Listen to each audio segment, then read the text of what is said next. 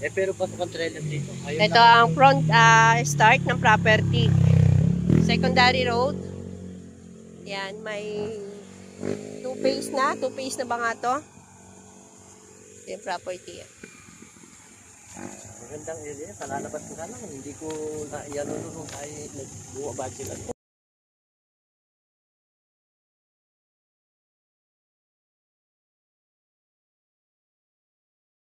Hanggang doon pa. Malayo. Puro ganyan. Bakit ka dyan sa taas?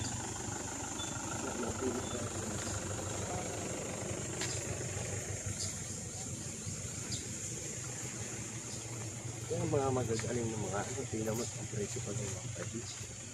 Ang ganda ng lat-lat niya. Hindi kayo tumultong.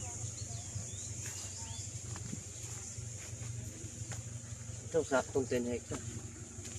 Kaso wala nang expandable. Saka lang tayo papahanap sa kanila. Ang importante, makapasok dito sa Viola ng gano'n. Meron nga ron, 3.5 eh. Meron technique. Sila ano neto, naka-Viola. May iba na may-ari ng gano'n doon. Hanggang doon yan, malawak yan, 10 Alam hectare. ko ang ano talaga rito. Ganda ng latag ng lupa. Oh. Mataas pa kanyo sa kalsada. Sila kagandahan. Bali, 3 meters po ang taas nito sa road ng lupa. Malaki. Nakataas. Ay, may tanim. Yan, may tanim ngayon. Ito yung piling bis. Ganda ng latag. Oh. Puro kanya yan. Ito yung, ganyan pala mong talaga. Grabe, latag.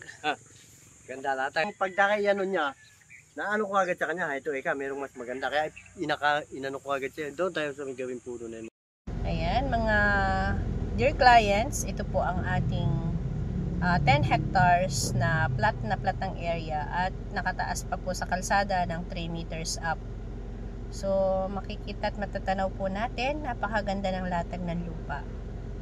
Ayan. So, corporation po ang may-ari dito sa ating property. Ayan. Tanaw po dito at ito po ang layo sa main road ay 500 meters away. Tutok sa kalsada po, secondary road. Yan. So, dito po sa kinatatayo kung natatanaw ako sa likod doon ko ay hindi na po part ng property. Yan. Hindi na po ito part ng property but nakunan pa rin po natin yung mga katabing lupa. Yan. So, ito po yung pag-ikot natin ng drone. Yan na po yung matatanaw natin. Yan. So, marami po dito ang warehouse sa property na ito, sa lugar na ito. So, ito po yun. Yan. Ito yung iniikutan natin ng drone. Yan, ang 10 hectares. So, ito na po yung road. Yan, sa mga bahayan na yan. Natatanaw na po natin dito yung secondary road po siya. 500 meters po sa main road. San Rafael, Bulacan po ito. Marami na pong mga warehouse dito. Yan. So, may mga ilan pong mga bahay. Pero, as may napirmahan naman po yan sa kapitan, ay wala pong problemang umalis. Yan. Kung may makakabili po agad. So, may mga mangilan-ngilan pong puno sa property. Yan. Yun po ay mga mangga lamang. At marami po ay almost 100% na plat area po siya. Perfect na plat. Good for subdivision. Ayan, warehouse. Tracking, pwede. Ayan. Any business po ay walang pipiliin sa property. Napakaganda ng latag ng lupa.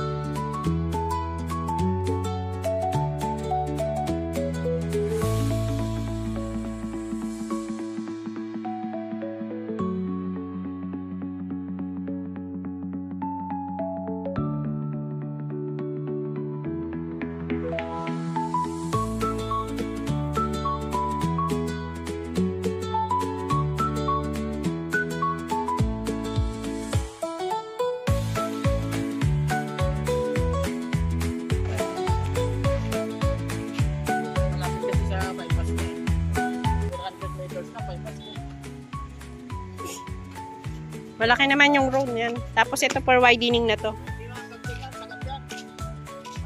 Ito. 2.5 meters. Ito, didiretsuhin na to. Mawawala na tong liko na to.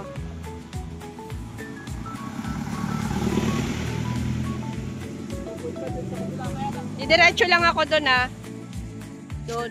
Tingnan ko lang kung sa meron sa dulo. May creek din, ma'am. Kita mo yung may humps na yun.